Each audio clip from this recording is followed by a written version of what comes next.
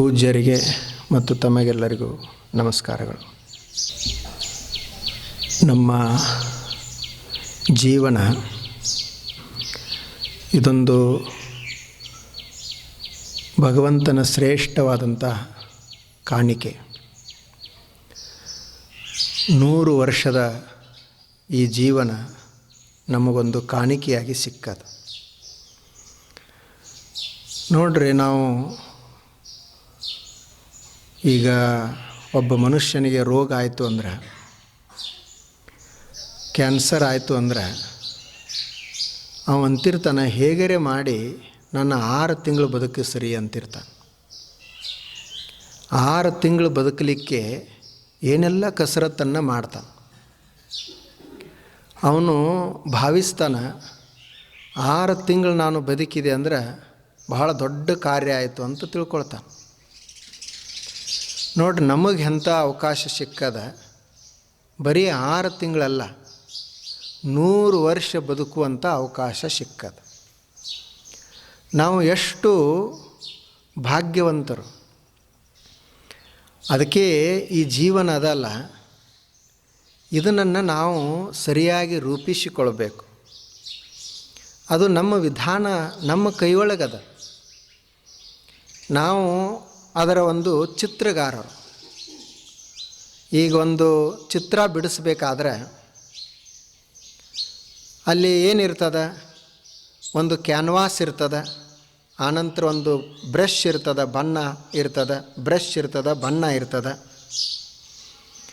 ಆ ಕ್ಯಾನ್ವಾಸನ್ನು ಬಳಸಿಕೊಂಡು, ಬಣ್ಣವನ್ನು ಬಳಸಿಕೊಂಡು ನಾವು ನಮಗೆ ಎಂಥದೊಂದು ಚಿತ್ರ ಬೇಕು ಅಂಥದ್ದೊಂದು ಚಿತ್ರವನ್ನು ನಾವು ಬಿಡಿಸಬೇಕು. ನಮಗೆಲ್ಲರಿಗೂ ಅವಕಾಶ ಸಿಕ್ಕದು. ಆದರೆ ಕೆಲವ್ರದ್ದು ಏನಾಗ್ತದೆ, ಕೆಲವ್ರ ಚಿತ್ರ ಭಾಳ ಸುಂದರ ಆಗಿರ್ತದೆ. ಯಾಕಂದ್ರೆ ಅವರು ಕಲ್ತಿರ್ತಾರೆ, ಆ ಚಿತ್ರವನ್ನು ಬಿಡಿಸುವುದನ್ನು ಅವರು ಕಲ್ತಿರ್ತಾರೆ. ನಮ್ಮ ಚಿತ್ರ ಅಷ್ಟು ಬೆಲೆ ಉಳ್ಳದ್ದಾಗುವುದಿಲ್ಲ. ಯಾಕೆ ಆಗುವುದಿಲ್ಲ ಅಂದರೆ ನಾವು ಕಲಿಯುವುದಿಲ್ಲ. ಹಾಗೆ ಈ ಬದುಕಿನ ಚಿತ್ರ ಒಂದು ರೂಢಿಸಿಕೊಳ್ಬೇಕು. ಅದನ್ನು ಹೇಗೆ ನಾವು ರೂಪಿಸಿಕೊಳ್ಬೇಕು ಅನ್ನೋದನ್ನು ಕಲಿತುಕೊಳ್ಬೇಕು. ಅದಕ್ಕಾಗಿಯೇ ಇರುವುದು ಸತ್ಸಂಗ. ಅದಕ್ಕಾಗಿಯೇ ನಾವು ಸ್ವಲ್ಪ ಚಿಂತನೆಯನ್ನು ಮಾಡುವುದು. ನಾವೆಲ್ಲ ಅನೇಕ ಕೆಲಸ ಕಾರ್ಯಗಳನ್ನು ಮಾಡ್ತಾ ಇರ್ತೀವಿ. ಬದುಕನ್ನು ಕುರಿತು ನಾವು ಯಾಕೆ ಆಲೋಚಿಸಬಾರ್ದು? ಹೇಗೋ ನಾವು ಬಳಸ್ತಾ ಇರ್ತೀವಿ, ಹೇಗೋ ನಮ್ಮ ಭಾವನೆಗಳನ್ನು ಉಪಯೋಗಿಸ್ತಾ ಇರ್ತೀವಿ. ಸ್ವಲ್ಪ ಅದನ್ನು ಸರಿಯಾಗಿ ಬಳಸಬೇಕು ಅಂತ ಒಬ್ಬ ಗುರುಗಳ ಹತ್ತಿರ ಹೋದ. ಆತ ಕೇಳಿದ, ನನಗೆ ಶತ್ರುಗಳು ಬಹಳ ಜನ ಅದಾರ, ಶತ್ರುಗಳನ್ನು ನಾಶ ಮಾಡಬೇಕು, ಅದಕ್ಕೆ ಏನು ಮಾಡಬೇಕು ಅಂತ ಕೇಳಿದ. ಅವ್ರ ಗುರುಗಳು ಹೇಳಿದ್ರು, ನೋಡು, ಒಂದು ಕೆಲಸ ಮಾಡು. ನೀನು ಹೆಂಗೆ ಶತ್ರುಗಳನ್ನು ಎದುರಿಸಬೇಕು ಅಂತ ಯೋಚಿಸ್ತೀಯಲ್ಲ, ಈಗ ನಿನ್ನ ಶರೀರದಲ್ಲಿ ಏನದ, BP ಅದ, ನಿನ್ನ ಶರೀರದಲ್ಲಿ ಶುಗರ್ ಅದ. ನಿನಗೆ BP ತ್ರಾಸ ಕೊಡ್ತದ, ನಿನಗೆ ಶುಗರ್ ತ್ರಾಸ ಕೊಡ್ತದ. ಅವಕ್ಕೆ ನೀ ಏನು ಮಾಡ್ತಿ? ಶುಗರ್ಕ್ಕಾಗಿ ಔಷಧ ತೆಗೆದುಕೊಳ್ತಿ, BPಗಾಗಿ ಔಷಧ ತೆಗೆದುಕೊಳ್ತಿ. ಮತ್ತು ಇನ್ನೊಂದಿಷ್ಟು ಏನು ಮಾಡ್ತಿ? ಏನಿಲ್ಲರಿ, ಸರಿಯಾಗಿ ಊಟ ಮಾಡ್ತೀನಿ, ಆನಂತರ ದಿನಾಲು ತಪ್ಪದಂಗೆ ಸ್ವಲ್ಪ ವಾಕಿಂಗ್ ಅದು ಮಾಡ್ತೀನಿ, ಸ್ವಲ್ಪ ಧ್ಯಾನ ಮಾಡ್ತೀನಿ, ಸಮಾಧಾನ ಇರ್ತೀನಿ ಅಂತಂದ. ಅಂದರೆ ಇದರ ಅರ್ಥ ಏನಾಯಿತು? BP ನಮಗೆ ಯಾಕೆ ಬರ್ತದಂದ್ರೆ ನಮ್ಮಲ್ಲೇ ದೋಷ ಅದ. ಶುಗರ್ ಯಾಕೆ ನಮಗೆ ಕಾಡ್ತದ ಶತ್ರುವಾಗಿ? ನಮ್ಮಲ್ಲೇ ದೋಷ ಅದ. ಅದನ್ನು ಎದುರಿಸೋದು ಹೇಗೆ ಅಂದರೆ ಶುಗರ್ಕ್ಕಾಗಿ ಔಷಧ ಅಲ್ಲ, ನಮ್ಮನ್ನು ನಾವು ಸುಧಾರಿಸಿಕೊಳ್ಳೋದು. ಶತ್ರುನ ಜೊತೆಗೆ ಹೋರಾಟ ಮಾಡುವುದಲ್ಲ, ನಮ್ಮನ್ನು ನಾವು ಗಟ್ಟಿ ಮಾಡಿಕೊಳ್ಳೋದು. ನಾವು ಸಶಕ್ತರಾದೀವಿ ಅಂದರೆ, ನಾವು ಗಟ್ಟಿಗರಾದೀವಿ ಅಂತಂದರೆ ಅವರ ಪ್ರಭಾವ ನಮ್ಮ ಮೇಲೆ ಆಗುವುದಿಲ್ಲ. ಮೊದಲು ನೀನು ನಿನ್ನನ್ನು ಸುಧಾರಿಸಿಕೋ ಅಂತ. ಹಾಗ ನಾವು ನಮ್ಮ ಬದುಕನ್ನು ಮೊದಲು ನಾವು ಕಟ್ಟಿಕೊಳ್ಬೇಕು. ನಮ್ಮ ಬದುಕನ್ನು ನಾವು ರೂಢಿಸಿಕೊಳ್ಬೇಕು. ಆವಾಗ ಹೊರಗಿನವರು ಯಾರೂ ನಮಗೆ ತ್ರಾಸು ಕೊಡೋದಿಲ್ಲ. ಮತ್ತು ಹೊರಗಿನವರು ತ್ರಾಸು ಕೊಡ್ತಿದ್ರು ಅಂದರೆ ಅವರಿಗೆ ಅದು ಹಾನಿ ಆಗ್ತದೆ. ಈಗ ನೋಡ್ರಿ, ಹನುಮಂತ ಲಂಕಾಕ್ಕೆ ಹೋದ. ಅಲ್ಲಿ ಲಂಕಾದಲ್ಲಿ ಎಲ್ಲ ಈತ ತಿರುಗಾಡಿದ. ಅವಾಗ ಅವರು ರಾವಣನ ಸೇನಾ ಅವರು ಯೋಚನೆ ಮಾಡಿದ್ರು, ಇವನಿಗೆ ಅಪಮಾನ ಮಾಡಬೇಕು, ಇವನನ್ನು ಕಟ್ಟಿ ಹಾಕಬೇಕು ಅಂತ ತಿಳಿದು, ಇನ್ನು ಅವನಿಗೆ ಅಪಮಾನ ಹೆಂಗೆ ಮಾಡೋದು, ಅವನಿಗೆ ಬಾಲಿಗೆ ಬೆಂಕಿ ಹಚ್ಚಿದರು. ಯಾವುದಕ್ಕಾಗಿ ಬೆಂಕಿ ಹಚ್ಚಿದ್ರು? ಅವನಿಗೆ ಅಪಮಾನ ಮಾಡಬೇಕಂತ ಬೆಂಕಿ ಹಚ್ಚಿದರು. ಅದು ಮುಂದೆ ಏನಾಯಿತು ಅಂದರೆ ಅವ್ರದೇ ಲಂಕಾನೇ ಸುಟ್ಟು ಹೋಯಿತು. ಹಾಗೆ ನಾವು ಗಟ್ಟಿಯಾಗಿದ್ದೀವಿ ಅಂದರೆ ಹೊರಗಿನ ಯಾವ ಶಕ್ತಿಗಳು ನಮ್ಮ ಮೇಲೆ ಪರಿಣಾಮ ಬೀರುವುದಿಲ್ಲ, ಅವೇ ಸುಟ್ಟುಕೊಂಡು ಹೋಗ್ತಾವ. ಆಗ ಮನುಷ್ಯ ತನ್ನನ್ನು ಮೊದಲು ಗಟ್ಟಿಯಾಗಿಸಿಕೊಳ್ಬೇಕು, ಆತ ಸಮರ್ಥನಾಗಿಸಿಕೊಳ್ಬೇಕು. ಎಷ್ಟೋ ಸಲ ನಮಗೆ ಅವಕಾಶಗಳು ಸಿಕ್ಕಿರ್ತಾವೆ, ಎಷ್ಟೋ ಸಲ ನಮಗೆ ಒಳ್ಳೆಯ ಸಂಧಿ ಸಿಕ್ಕಿರ್ತದೆ, ಅವುಗಳನ್ನು ನಾವು ಸರಿಯಾಗಿ ಉಪಯೋಗಿಸುವುದಿಲ್ಲ. ಮಹಾಭಾರತದಲ್ಲಿ ಈ ದುರ್ಯೋಧನನಿಗೆ ದುರ್ಯೋಧನನ ಒಂದು ಪ್ರಸಂಗ ಬರ್ತದೆ. ಆತ ದುರ್ವಾಸ ಮುನಿಗಳ ಸೇವೆಯನ್ನು ಮಾಡಿದ. ದುರ್ವಾಸ ಮುನಿಗಳು ಬಹಳ ತಪಸ್ವಿಗಳಿದ್ದರು. 4 ತಿಂಗಳ ಕಾಲ ಚಾತುರ್ಮಾಸವನ್ನು ಮಾಡಿದ್ರು. 4 ತಿಂಗಳ ಈತ ದುರ್ವಾಸ ಮುನಿಗಳ ಸೇವೆಯನ್ನು ಮಾಡಿದ. ಅವರು ಬಹಳ ಸಂತುಷ್ಟರಾದರು. ಇವನ ಸೇವೆ ಅವರಿಗೆ ಬಹಳ ಮೆಚ್ಚುಗೆ ಆಯಿತು. ಆ ಬಳಿಕ ಅವ್ರು ಕೇಳಿದ್ರು, ಏನು ನಿನಗೆ ವರ ಬೇಕು ಕೇಳ್ಕೊ ಅಂತಂದರು. ಏನು ಕೇಳಬೇಕು ಅವಾಗ ಈತ? ನೋಡ್ರಿ, ಈತ ಯೋಚನೆ ಮಾಡಿದ, ನನಗೆ ಯಾರೀಗ ಶತ್ರುಗಳದಾರ? ಪಾಂಡವರು ಶತ್ರುಗಳದಾರ. ನನಗೆ ಪಾಂಡವರು ಶತ್ರುಗಳದಾರ. ಈಗ ಅವರು ಅರಣ್ಯಕ್ಕೆ ಹೋಗಿದ್ದಾರೆ, ವನವಾಸಕ್ಕೆ ಹೋಗ್ಯಾರ. ಇಂದಿಲ್ಲ ನಾಳೆ ಮತ್ತೆ ಅವ್ರು ಬರುವವರೇ. ಅದಕ್ಕೆ ನಾನು ಏನು ಮಾಡಬೇಕು ಅಂದ್ರೆ, ಅರಣ್ಯಕ್ಕೆ ವನವಾಸಕ್ಕೆ ಹೋಗಿರುವಂಥ ಪಾಂಡವರು ಅಲ್ಲೇ ನಾಶ ಆಗಬೇಕು, ಅಂಥದ್ದೊಂದು ಏನರ ವರ ಕೇಳಬೇಕು ಅಂತ ಇವು ಮನಸ್ಸಿನಾಗ ಯೋಚನೆ ಮಾಡ್ತಿದ್ದ. ಅವಾಗ ಏನು ಕೇಳ್ಕೊ ಅಂತಂದ. ಮನಸ್ಸಿನಲ್ಲಿ ಈತ ಏನು ಯೋಚಿಸಿದ ಅಂದರೆ, ದುರ್ವಾಸ ಮುನಿಗಳು ಬಹಳ ತಪಸ್ವಿಗಳದಾರ, ಆದರೆ ಅವರಿಗೆ ಸಿಟ್ಟು ಬಹಳ, ಅವರಿಗೆ ಭಯಂಕರ ಕ್ರೋಧ. ಒಂದು ವೇಳೆ ಅವ್ರಿಗೆ ಏನಾದರೂ ಹಿಡಿಸಲಿಲ್ಲ ಅಂದರೆ ಶಾಪ ಕೊಡ್ತಾರೆ. ಅದಕ್ಕೆ ನಾ ಈಗ ಒಂದು ಪ್ಲ್ಯಾನ್ ಮಾಡಬೇಕು. ಏನು ಅಂದರೆ, ದುರ್ವಾಸ ಮುನಿಗಳನ್ನು ಪಾಂಡವ್ರ ಹತ್ತಿರ, ವನವಾಸದಲ್ಲಿ ಏನು ಪಾಂಡವರು ಅದಾರ ಅವ್ರ ಹತ್ತಿರ ಭಿಕ್ಷಾಗೆ ಕಳಿಸ್ಬೇಕು.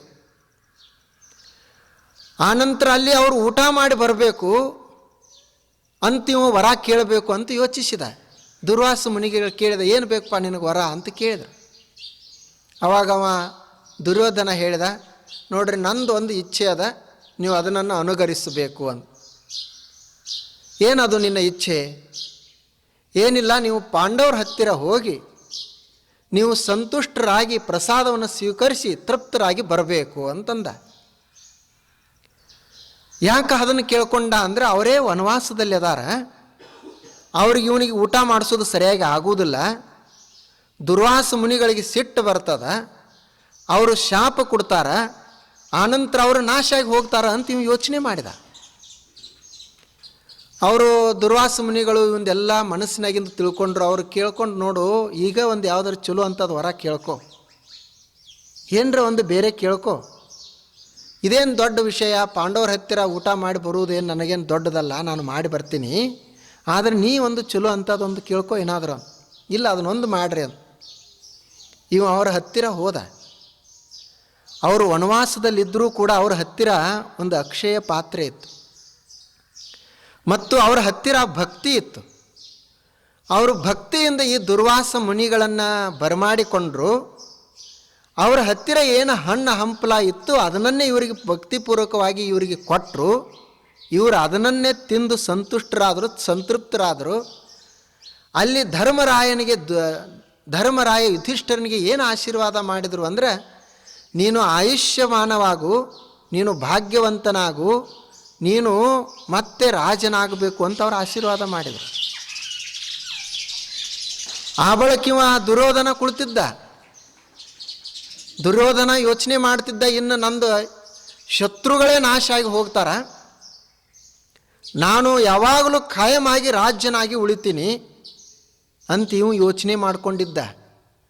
ಅದರದ್ದು ಏನಾಯಿತು ಅಂದರೆ 4 ತಿಂಗಳು ಸೇವಾ ಮಾಡಿದರೂ ಕೂಡ ಆ ಸೇವಾ ಫಲ ಮತ್ತು ಬೇರೆಯವರಿಗೇ ಹೋಯಿತು.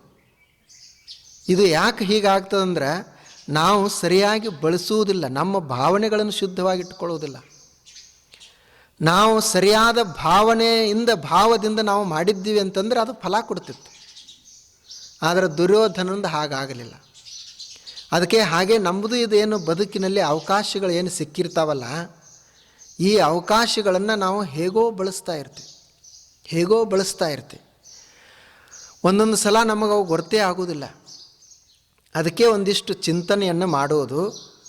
ಹಿಂದಕ್ಕೆ ಋಷಿಗಳು ಏನು ಮಾಡ್ತಿದ್ರು ಅಂದರೆ, ಬೆಳಗ್ಗೆ ಅವರು ಹೀಗೆ ಕುಳಿತುಕೊಂಡು ಮೊದಲು ಒಂದಿಷ್ಟು ಚಿಂತನೆಯನ್ನು ಮಾಡ್ತಿದ್ರು. 12ನೇ ಶತಮಾನದಲ್ಲಿ ಶರಣರು ಏನು ಮಾಡಿದರು? ಅವರು ಮಾಡಿದ್ದು 3 ಕೆಲಸ: ಕಾಯಕ ಮಾಡಿದರು, ಮತ್ತು ಅನುಭಾವ ಮಾಡಿದರು, ದಾಸೋಹ ಮಾಡಿದರು. ಇವು 3 ಕೆಲಸ ಮಾಡಿದ್ರಲ್ಲ ಅವರು. ಕಾಯಕ ಅಂತೂ ಯಾರೂ ತಪ್ಪಿಸೋ ಹಾಗಿರಲಿಲ್ಲ, ಎಲ್ಲರೂ ಕಾಯಕ ಮಾಡಲೇಬೇಕು. ಅವರು ಯಾರ ಗುರುಗಳರೇ ಇರಲಿ, ಶಿಷ್ಯರರೇ ಇರಲಿ, ಜಂಗಮರರೇ ಇರಲಿ, ಭಕ್ತರರೇ ಇರಲಿ, ಎಲ್ಲರೂ ಕಾಯಕ ಮಾಡಬೇಕು, ಕೆಲಸ ಮಾಡಬೇಕು. ಆನಂತರ ಆ ಕೆಲಸದಿಂದ ಏನು ಒಂದಿಷ್ಟು ಅವರಿಗೆ ಸಂಪಾದನೆ ಬರ್ತದೆ, ಆ ಸಂಪಾದನೆಯಲ್ಲಿ ಒಂದಿಷ್ಟು ದಾಸೋಹ ಮಾಡಬೇಕು, ಇನ್ನೊಬ್ಬರಿಗೆ ಒಂದಿಷ್ಟು ಕೊಡಬೇಕು. ಅದು ದಾಸೋಹ. ಅದು ಹೇಗೆ ಕೊಡಬೇಕು ಅಂದರೆ, ನಾನು ಕೊಡ್ತೀನಿ ಅನ್ನುವಂಥ ಭಾವದಿಂದ ಕೊಡುವುದಲ್ಲ, ನಾನೇ ಸಮರ್ಪಿತನಾಗಿಡಬೇಕು. ದಾಸ ಅಂತ ಕರೀತಾರೆ ಅದಕ್ಕೆ. ಒಂದು ವಸ್ತುವನ್ನು ಕೊಡುವುದು ದಾಸೋಹ ಅಲ್ಲ, ಅನ್ನವನ್ನು ಕೊಡುವುದು ಅಷ್ಟೇ ದಾಸೋಹ ಅಲ್ಲ. ನಾನು ದೇವನ ದಾಸ ಅಂತ ಭಾವ ಬರಬೇಕು, ಅದಕ್ಕೆ ದಾಸೋಹಂ ಅಂತ ಕರೀತಾರೆ. ದಾಸಃ ಅಹಂ ಅಂತಂದ್ರೆ ನಾನೇ ದೇವರ ದಾಸ, ನಾನೇನು ಕೊಡುವುದು, ನನಗೆ ದೇವರು ಕೊಟ್ಟದ್ದನ್ನು ನಾನು ಅವನಿಗಾಗೇ ಅರ್ಪಿಸುವುದು, ನಾನೇ ದಾಸ ಆತನದು ಅನ್ನುವಂಥ ಭಾವ ಬರಬೇಕು. ಆಗ ದಾಸೋಹ ಮಾಡಿದರು. ಆ ಬಳಿಕ ಮತ್ತೇನು ಮಾಡಿದರು? ಅನುಭಾವವನ್ನು ಮಾಡಿದರು. ಹೀಗೆ ಅವ್ರದ್ದೊಂದು ಅನುಭವ ಮಂಟಪ, ಅದಕ್ಕೆ ಹೆಸರೇ ಅವರ ಅನುಭವ ಮಂಟಪ ಅಂತ ಹೆಸರಿಟ್ಟರು, ಶಿವಾನುಭವ ಮಂಟಪ ಅದು. ಅಲ್ಲಿ ಅಲ್ಲಮ್ಮ ಪ್ರಭುದೇವರು ಕೂಡುವವರು. ಆನಂತರ ಉಳಿದ ಎಲ್ಲ ಶರಣರು ಇವರು ಕೇಳುವವರು, ದಿವಸ ತುಂಬ ನೀವು ಏನೇನೋ ಚಿಂತನೆಯನ್ನು ಮಾಡಿಕೊಂಡು ಬಂದ್ರಿ, ನಿಮ್ಮ ಆಲೋಚನೆಗಳೇನು, ನೀವು ಏನನ್ನ ವಿಚಾರಗಳನ್ನು ಮಾಡಿದಿರಿ ಅವುಗಳನ್ನೆಲ್ಲ ಹೇಳುವುದು, ಆ ಬಳಿಕ ಅವುಗಳನ್ನು ಕುರಿತು ಚಿಂತನೆ ಮಾಡುವುದು, ಅದು ಅನುಭಾವ. ಈ 3 ಕೆಲಸಗಳನ್ನು ಮಾಡಬೇಕು ಅಂತ ಅವ್ರು ಹೇಳ್ತಿದ್ದರು. ಕಾಯಕ ಮಾಡೋದು, ದಾಸೋಹ ಮಾಡೋದು ಮತ್ತು ಅನುಭಾವ ಮಾಡೋದು. ನಾವೇನಂತೀವಿ, ಬರೇ ಕಾಯಕ ಮಾಡಿದ್ರೆ ನಡೆಯುವುದಿಲ್ಲೇನು ಅಂತೀವಲ್ಲ. ಕಾಯಕ ಬರೀ ಮಷೀನ್ ಅಷ್ಟೇ ಆಗ್ತದೆ, ಮಷೀನ್ ಆಯಿತು, ದುಡಿಯುವುದು ಎತ್ತಾಯಿತು. ಆದರೆ ಅದು ನಮ್ಮ ಅನುಭವಕ್ಕೆ ಬರಬೇಕಲ್ಲ. ಅದಕ್ಕಾಗಿ ಒಂದಿಷ್ಟು ಅನುಭವವನ್ನು ಮಾಡಿದರು. ಆಗ ನಮ್ಮ ಬದುಕೇನಾಗ್ತದೆ, ಅದರಿಂದ ಶ್ರೀಮಂತ ಆಗ್ತದೆ, ಸಮೃದ್ಧ ಆಗ್ತದೆ. ಇಲ್ಲಾದ್ರೆ ನಾವು ಅದನ್ನು ಬಳಸಿಕೊಳ್ಳುವುದಿಲ್ಲ. ನಾವು ಅದನ್ನು ಬಳಸುವುದನ್ನು ಕಲಿತುಕೊಂಡಿವಿ ಅಂತಂದರೆ ಅದರಲ್ಲಿನ ದೊಡ್ಡ ಲಾಭ ಅದು, ಬಹಳ ದೊಡ್ಡ ಲಾಭ ಅದ. ಅದಕ್ಕೆ ಮುಖ್ಯವಾಗಿ ಏನು ಮಾಡಬೇಕು ಅಂದ್ರೆ, ಅನುಭಾವಿಗಳ ಒಂದು ಸಂಘ, ಅದಕ್ಕೆ ಅನುಭಾವ ಅಂತ ಕರೆಯೋದು. ಇನ್ನು ಅವರ ಮಾತುಗಳನ್ನು ಕೇಳುವುದು, ಅದಕ್ಕೆ ಸುಭಾಷಿತ ಶ್ರವಣ ಅಂತ ಕರೆಯೋದು, ಸತ್ ಶ್ರವಣ ಅಂತ ಅದಕ್ಕೆ ಕರೆಯೋದು. ಇವು 2 ಕೆಲಸಗಳನ್ನು ಮಾಡಬೇಕು. ಒಬ್ಬ ಸುಭಾಷಿತಕಾರ ಹೇಳ್ತಾನೆ, ಏನು ಮಾಡಬೇಕು ನಾವು, ಮತ್ತು ಈ ಜೀವನ ಹೇಗದ ಅವಂತನ ಜೀವನ ನೋಡು ಹೇಗದ. ಸಂಸಾರ ವಿಷವೃಕ್ಷಸ್ಯ ದ್ವೇ ಫಲೆ ಅಮೃತೋಪಮೆ ಸುಭಾಷಿತ ರಸಸ್ವಾದ ಸಂಗತಿ ಸುಜನೈ ಸಹ. ಸಂಸಾರ ವಿಷವೃಕ್ಷಸ್ಯ, ಈ ಸಂಸಾರ ಅನ್ನುವಂಥದ್ದು ವಿಷವೃಕ್ಷ ಇದ್ದಂಗದ. ಇದೊಂದು ವೃಕ್ಷ, ಗಿಡ, ಇದೊಂದು ಎಂಥ ಗಿಡ ಅಂತಂದ್ರೆ ವಿಷವೃಕ್ಷ. ಈ ಸಂಸಾರ ಅನ್ನುವಂಥ ವಿಷವೃಕ್ಷದಲ್ಲಿ 2 ಅಮೃತದಂಥ ಫಲಗಳದಾವು. ಅವು ಯಾವುವು ಅಂದ್ರೆ, ಸುಭಾಷಿತ ರಸಸ್ವಾದ, ಸುಭಾಷಿತಗಳನ್ನು ಕೇಳುವುದು, ಸುಭಾಷಿತ ಅಂದರೆ ಒಳ್ಳೆಯ ಮಾತನ್ನು ಕೇಳುವುದು. ಇನ್ನೊಂದು ಸಂಗತಿ ಸುಜನೈ ಸಹ, ಮತ್ತು ಸಜ್ಜನರ ಸಂಘವನ್ನು ಮಾಡುವುದು. ಇವು ಎರಡು ಈ ಸಂಸಾರ ಅನ್ನುವಂಥ ವೃಕ್ಷದಲ್ಲಿರುವಂಥ ಎರಡು ಅಮೃತದಂಥ ಫಲಗಳು ಅಂತ. ಸಂಸಾರ ಇದು ವಿಷದ ವೃಕ್ಷ ಅದ, ಆದರೆ ಎರಡು ಫಲ ನಾವು ಬಳಸಿದ್ದೀವಿ ಅಂದರೆ, ಸರಿಯಾಗಿ ಉಪಯೋಗಿಸಿದ್ದೀವಿ ಅಂದರೆ ನಮ್ಮ ಈ ವಿಷವೃಕ್ಷಣೆ ಅಮೃತದಂಥ ಫಲ ಕೊಡ್ತದೆ.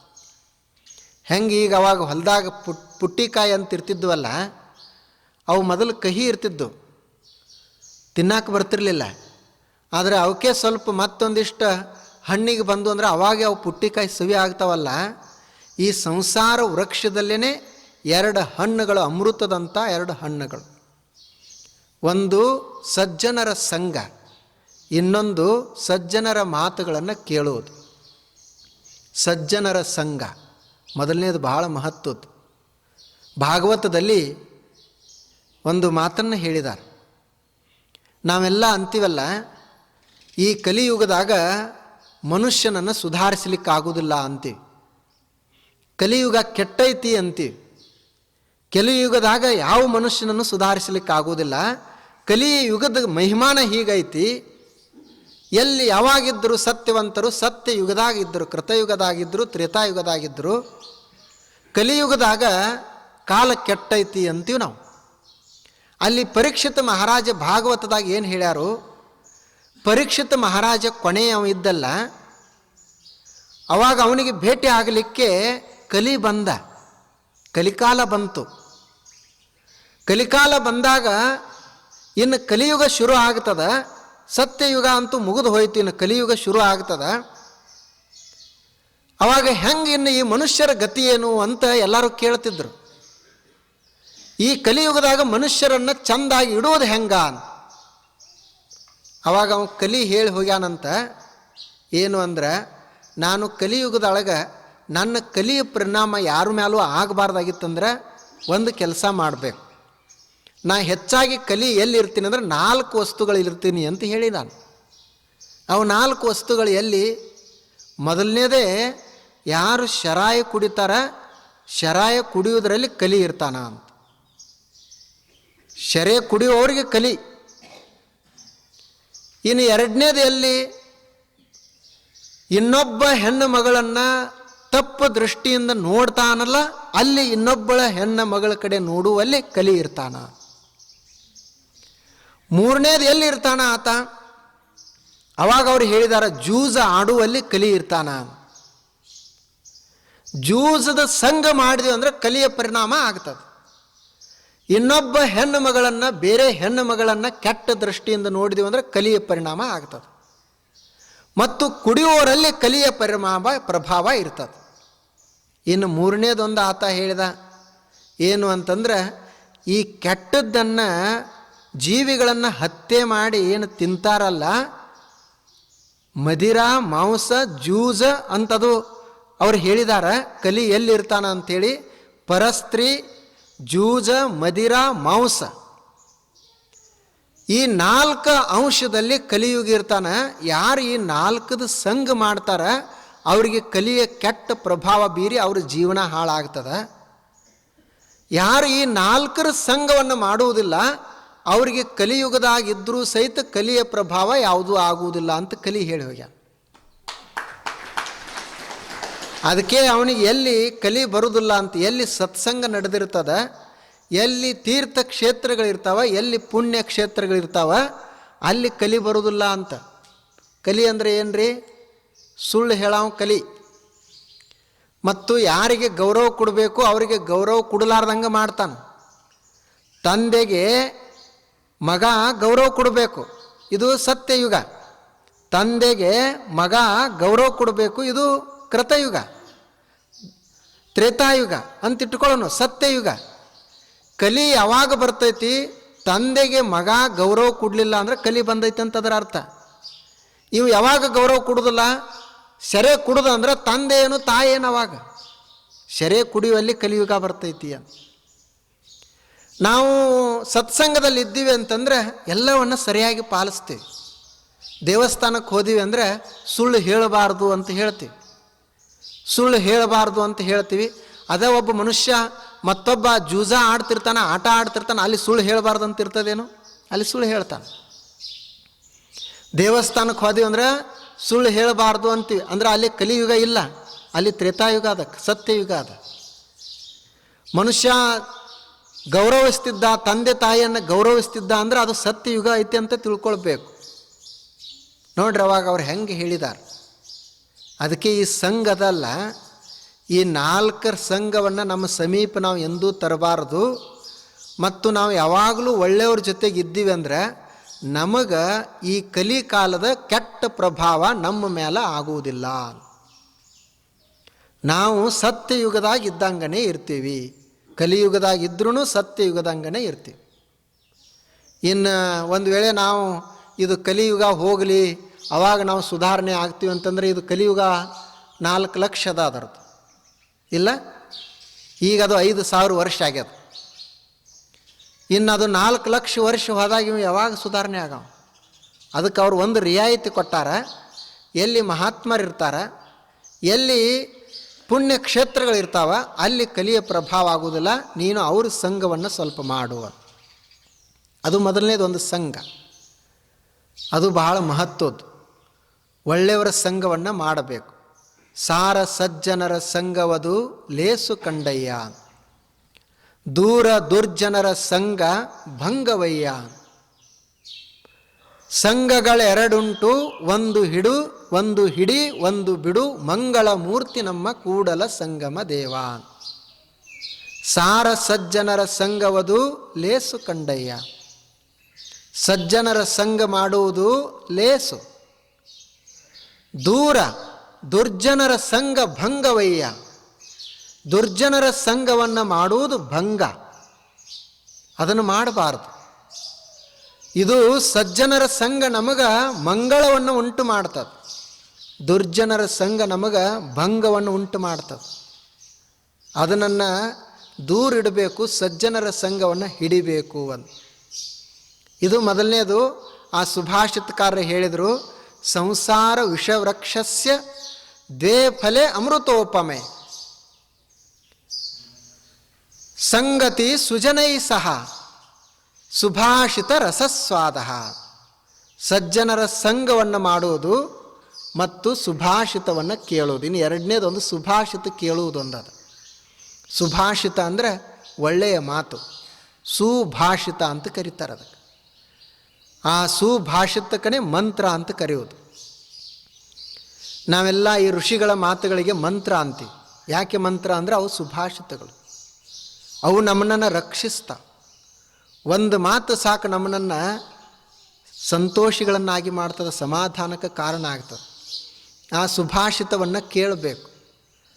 ಜೇಡರ ದಾಸಿಮಾರರು ಹೇಳಿದರು, ನೋಡು ಒಂದು ಮಾತು ಏನು ಮಾಡ್ತದಂದ್ರೆ, ಕಡೆಗೀಲಿಲ್ಲದ ಬಂಡಿ ಹೊಡೆಗೆಡುವುದು ಮಾಂಬುದೆ, ಕಡೆಗೀಲು ಬಂಡಿಗಾಧಾರ, ಕಡು ದರ್ಪವೇರಿದ ಒಡಲೆಂಬ ಬಂಡಿಗೆ ಮೃಡ ಶರಣರ ನುಡಿ ಗಡನಬೇಕಾನ ರಾಮನಾಥ.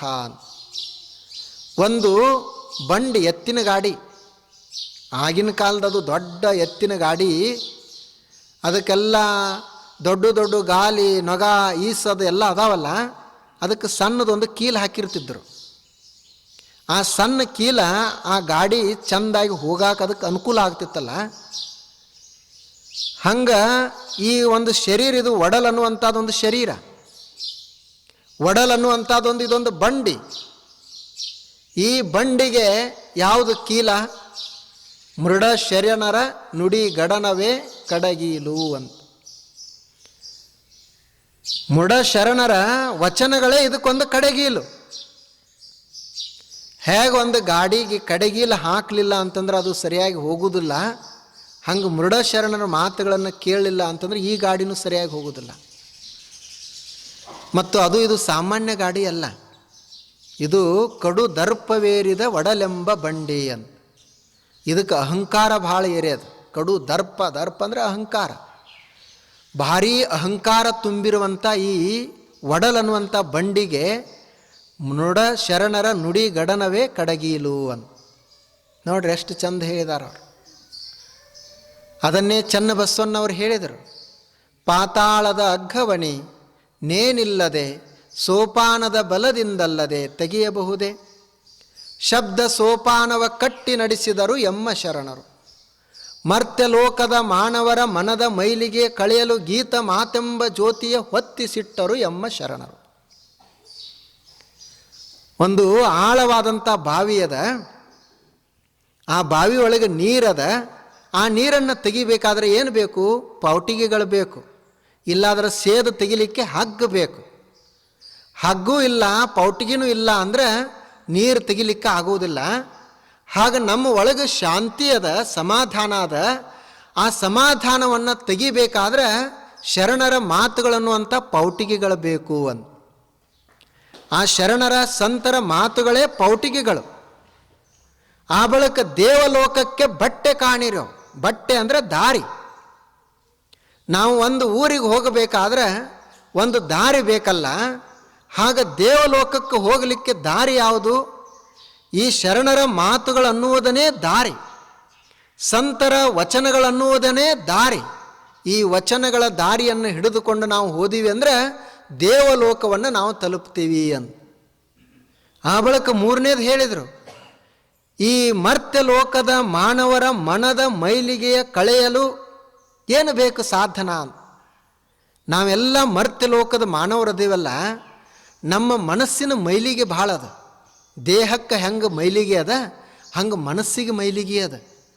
ಆ ಮನಸ್ಸಿನ ಮೈಲಿಗೆಯನ್ನು ಕಳಿಲಿಕ್ಕೆ ಏನು ಒಂದು ಸಹಾಯಕ ಆಗ್ತದೆ, ಸಹಕಾರ ಯಾವುದು ಅಂತಂದ್ರೆ ಮಾತನ್ನುವುದನ್ನೇ, ವಚನ ಅನ್ನುವುದನ್ನೇ ಮೈಲಿಗೆಯನ್ನು ಕಳೆಯುವಂಥ ಒಂದು ಸಾಧನ. ಅದನ್ನು ಅವರು ನಮಗೆ ಕೊಟ್ಟು ಹೋಗಿದ್ದಾರೆ. ಮನಸ್ಸಿನ ಮೈಲಿಗೆಯನ್ನು ಕಳಿಲಿಕ್ಕಿದೊಂದು ಸಾಧನ. ಅದನ್ನು ನಾವು ಬಳಸಬೇಕು. ದಿನಾಲು ಒಂದೊಂದು ಮಾತುಗಳನ್ನು ನಾವು ಕೇಳೋದು, ಅವುಗಳನ್ನೇ ಮೆಲುಕು ಹಾಕೋದು. ಮಂತ್ರ ಜಪ ಮಾಡಬೇಕಂತ ಹೇಳ್ತಾರಲ್ಲ, ಮಂತ್ರ ಜಪ ಅಂದರೆ ಯಾವುದು? ಇವೇ ಮಂತ್ರ. ಸಂಸಾರವೆಂಬುದೊಂದು ಗಾಳಿಯ ಸೊಡರ, ಸಿರಿ ಎಂಬುದೊಂದು ಸಂತೆಯ ಮಂದಿ ಕಂಡಯ್ಯ, ಇದನ್ನೆಚ್ಚಿ ಕೆಡಬೇಡ ಸಿರಿ ಎಂಬುದ, ಮರೆಯದೆ ಪೂಜಿಸು ನಮ್ಮ ಕೂಡಲ ಸಂಗಮ ದೇವನ. ಇದೇ ಒಂದು ಮಂತ್ರ. ಮಂತ್ರ ಇದನ್ನೇ ನೆನಪಿಸಿಕೊಳ್ಳುವುದು. ಯಾವಾಗ ನಮಗೆ ಕಷ್ಟಗಳು ಬರ್ತಾವೆ, ನೋವುಗಳು ಬರ್ತಾವೆ, ಅವಾಗ ಈ ಮಂತ್ರವನ್ನು ನೆನಪಿಸಿಕೊಂಡಿವಿ ಅಂದರೆ ನಮಗೆ ಸಮಾಧಾನ ಆಗ್ತದೆ. ಅದಕ್ಕೆ ಮಂತ್ರ ಅಂತ ಕರೆಯೋದು. ಅದಕ್ಕೆ ಮಂತ್ರ ಅಂತ ಕರೀತಾರೆ. ಅದನ್ನು ನಮ್ಮ ಶರಣರೆಲ್ಲರೂ ಕೊಟ್ಟು ಹೋದರು, ಸಂತರೆಲ್ಲರೂ ಕೊಟ್ಟು ಹೋದರು. ಎಷ್ಟು ಮಾತುಗಳದಾವೆ ನೋಡ್ರಿ. ಶರಣಾರ ನಮ್ಮದು ಇದ್ದೇ ಇರ್ತದೆ. ಆ ಒಂದು 20 ವಚನಗಳನ್ನು ಪ್ರತಿ ದಿವಸ, ಅದಕ್ಕೆ ಸ್ವಾಧ್ಯಾಯ ಅಂತ ಕರೆಯೋದು. ಪ್ರತಿ ದಿವಸ ಧ್ಯಾನ ಅಂದರೆ ಏನು?